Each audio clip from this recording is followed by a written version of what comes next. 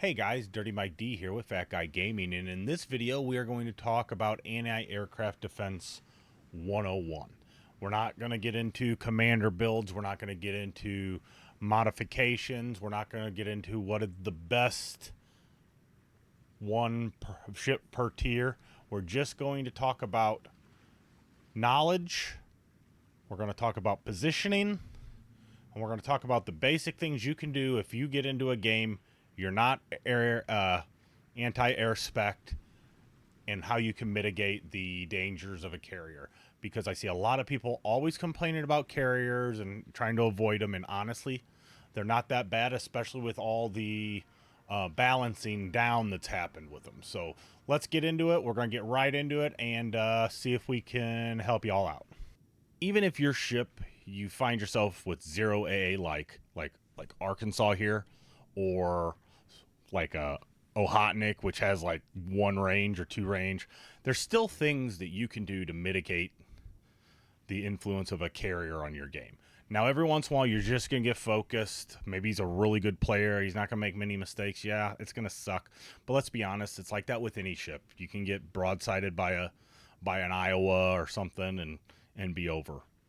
Either way, the first step to good anti-aircraft defense is knowing your ship's AA rating, if it has one, having a general understanding of friendly ships AA that are around you, knowing what kind of carrier you're up against, the way it attacks, the type of bombers it has, whether it has dive bombers, skip bombers, AP bombs, HE bombs, how many torpedoes are in each of its runs, the way how far they arm, things like this are going to really help you in order to decide when you're being attacked how to defend.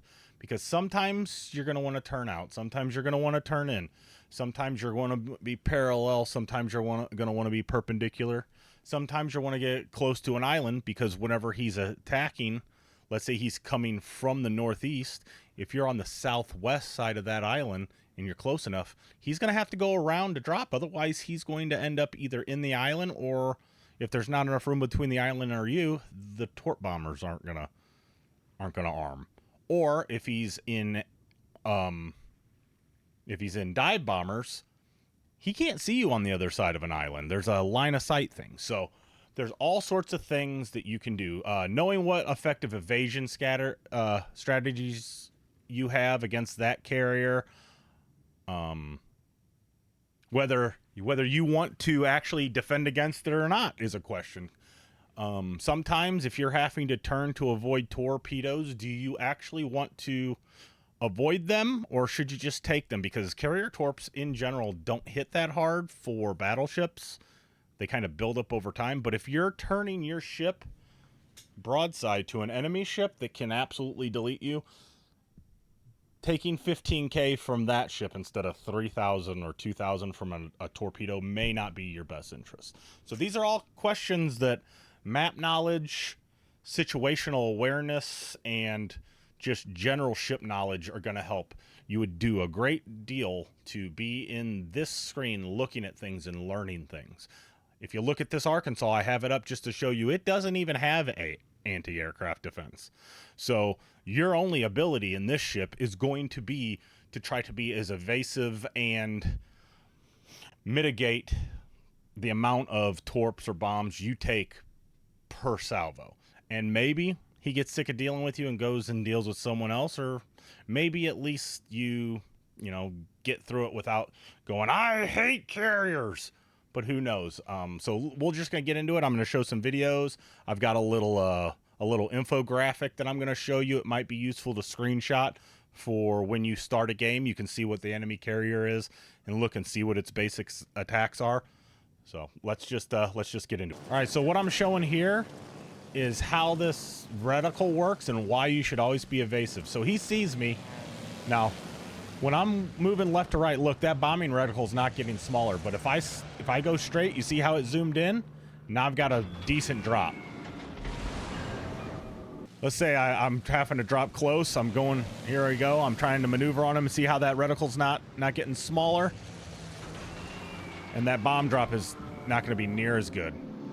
In fact, none of them hit. I just got some splash damage. All right, so what we're showing here is what happens when you bow into these torpedoes and you're able to let them just go back right by you. See, when you're parallel with them like that, it's hard for both to hit you. You might take one and you can split them. Here I had him come in stern so you could see what that looks like. It gives you a little bit more time to adjust, but what you don't want to do is stay perpendicular to these things and take them. The only time I would do that is if it would cause me to give up broadside to something that could be worse than a torpedo. But for the most part, as soon as you see them on the mini-map, you want to get parallel bow in or stern in to these torpedoes. The second I see him, I start getting from perpendicular to parallel. I try to nose in so that I can use my speed to either beat them from arming or get parallel with them before they get in. You don't want to stay perpendicular unless you can outrun them. As you can see, they're going to miss because I got parallel. All right, I'm becoming nose in because I'm about to run out of fuel. Yep. So he's going to drop nose in. These things have a really long arm time, so I don't know if these arm or not before they get to me. They did not. See, look, they armed about 40 foot off my bow. Did you see how long that arm is? That's crazy. So now when he comes off the side, whichever side he comes off, I'm going to try to gauge how far off he drops and decide if I want to turn out or in.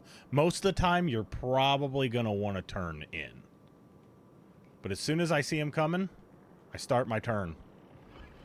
Immediately start turning. And he's got a limited space to drop because of this island. See, would these things have armed? Nah, they wouldn't have armed.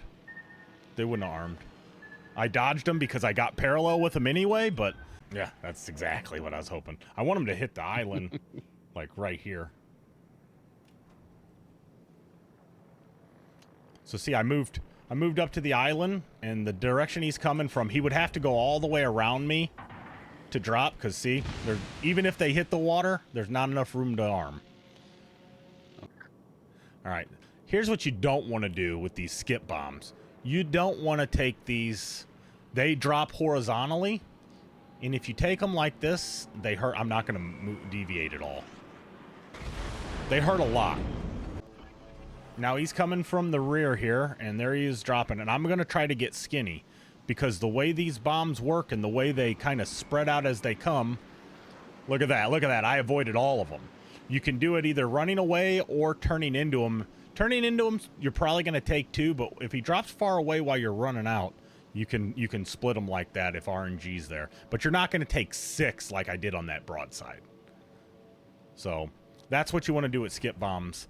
Sirov only has to bounce once, I think, before they do damage. Chokolov has to drop twice. So Chokolovs you may be better off bowing into almost every time and not let them drop twice. In this last clip, you see right here, there's Ryujo coming to bomb me, and he's going parallel to me. He's got an oval attack pattern, so this is going to hurt a lot. Most of the bombs can drop. It's not half my life; it's like a fourth of my life. I had a little off, but here I'm actually perpendicular to the bomber, which is opposite of what his attack pattern in. So there's less chance for bombs to hit. He gets me with 1, I think, but it's a lot less damage. Here is that graphic I was talking about that will show you which way is preferred for that current carrier's attack pattern. I highly recommend, if you want, you can screenshot this and reference it at the start of battles. Might help you out. Hopefully this helped somebody. If you would like, and if this was a good video for you, comment, and I will maybe make one on mods and defensive AA, different ship types that have good anti-aircraft capabilities, catapult fighters, how they work. So different things like that, and I can continue on this path. So if you enjoyed this video, hit the like button, comment, share, all that stuff. Follow, anything you need. I'm on Facebook, TikTok, Twitch, Kick, YouTube, you name it. I'm everywhere. So thanks for watching, and keep on sinking those ships. Peace out.